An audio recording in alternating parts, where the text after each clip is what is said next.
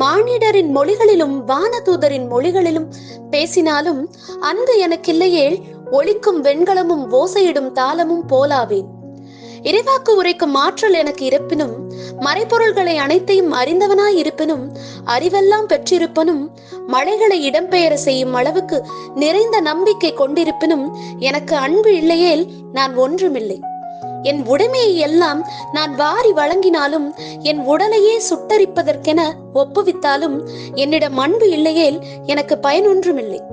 அன்பு பொறுமையுள்ளது, நன்மை செய்யும், பொறாமைப்படாது, தற்புகழ்ச்சி கொள்ளாது, இருமாப்பு அடையாது, அன்பு இழிவானதை செய்யாது, தன்னலம் நாடாது, எரிச்சலுக்கு இடம் கொடாது, தீங்கு நினையாது.